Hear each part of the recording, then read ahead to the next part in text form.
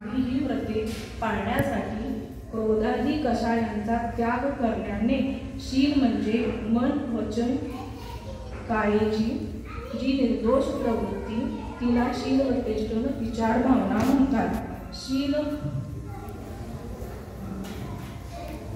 म्हणजे आत्म्याचा स्वभाव। या आत्मस्वभावाचा नाश करणारी हिंसादी 5 कषाय वाढवणारे आहे।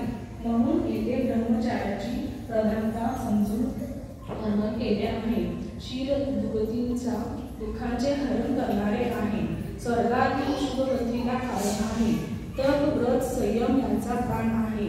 शीला वाचून तप करणे, व्रत धारण करणे, संयम पाळणे हे सगळे प्रेतांच्या अंगावरील दागिन्यांच्या समान त्याचे आहे। शीलरहित असणाऱ्यांचे तप व्रत संयम ही सगळी धर्माची निंदा करणारी आहेत। म्हणून शील धर्माचे अंग समजून ते अवश्य पाळले पाहिजे। त्या चंचल मन पक्षाला शीलव्रतरूप स्तंभाला बांधून ठेवा। आपले शील निर्देश करून त्याला तुष्ट करा। धर्मरूप बागेचा विध्वंस करणाऱ्या मनोमत हत्तीला रोखा।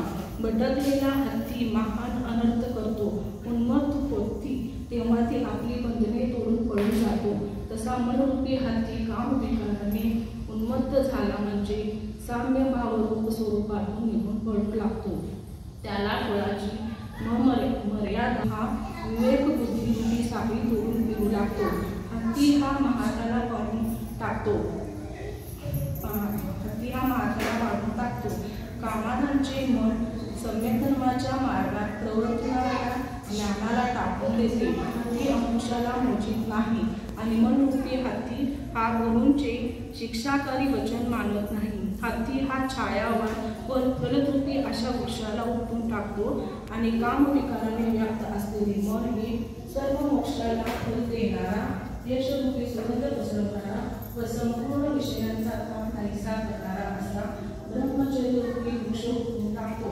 हत्ती सरोवरात स्नान करून पुन्हा मस्तकवर धूळ टाकून मातीशी ठेवतो आणि कामविकाराने व्याप्त झालेले मन सिद्धांत सरोवरामध्ये आज्ञापूर्वी मळ माती गळू लागते। हत्ती हा मदाने मत्त होतो आणि कामपुरुषांचे मन रूपाधिक अष्टमदाने उन्मत्त होते। उन्मत्त हत्तीजवळ कोणी एक नाही। कामविकारे उन्मत्त झालेल्या मनाला ते मोकळे राहिल्याने फार अनर्थ करील। कामाला अनंग म्हणतात म्हणजे त्याला अंग नाही।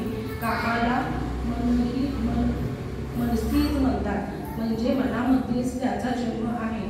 कामाला ममर्थ म्हणतात म्हणजे हा मनातील ज्ञानाचे मंथन करणारा आहे।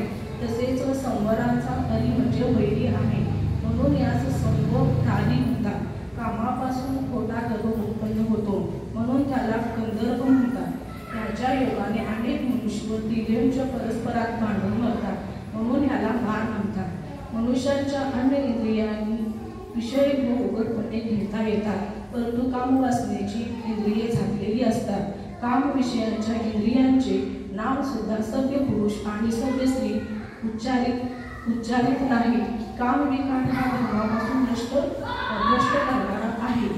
कामविकार नाहीसा करण्यासाठी मनुष्य स्त्री देवांगना आणि तिर्यंचनी यांचा संबंध ठेवू नका। यांच्या सोबतीत बसवू नका। स्त्रियांविषयी आवड सोडून द्या। आपण कुशील मार्गाने वागू नका। दुसऱ्याला कुशील मार्गाचा उपदेश देऊ नका। लहान मुलीला आपली मुलगी, तरुण स्त्रीला आपली बहीण आणि वृद्ध स्त्रियांना माते समान समजा। आपली आई बहीण किंवा मुलगी जरी असली तरी तिच्याशी एकांत जागी होऊन बसू नये। मुली जर स्त्रियांशी संबंधच ठेवत नाही, स्त्रियांमध्ये बसून उपदेश करत नाही। स्त्रींची नावे दोषदर्शक आहेत। स्त्रीला नारी म्हणतात म्हणजे स्त्रीसारखा हरी म्हणजे वैरी दुसरा नाही म्हणून हिचे नाव नारी पडले आहे। दोषांना प्रत्यक्ष पाहता झाकून टाकते म्हणून हिला स्त्री म्हणतात। हिला पाहिल्याबरोबर पुरुषांचे मन पतन होते म्हणून हिला पत्नी म्हणतात। कुमरण करण्यालाही कारण आहे म्हणून हिला कुमारी म्हणतात। हिच्या संगतीने पुरुषांची बुद्धी आणि बलाधिक नाहीसे होतात म्हणून हिला अबला म्हणतात. संसाराच्या बंधाला कारण आहे म्हणून हिला वधू म्हणतात.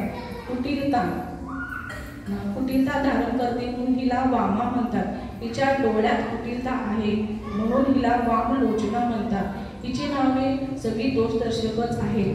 शीलवान पुरुषाला इंद्र देखील नमस्कार करतात. शीलवान पुरुष रत्नत्रय रूपी धन घेऊन कामातील लुटारूंच्या भयापासून रहित होऊन निर्भयपणे निर्वाणपुरीला गमन करतात. अशा शीलव्रतेष्ठ तिच्या नावाच्या तिसऱ्या भावनेचे वर्णन केले आहे.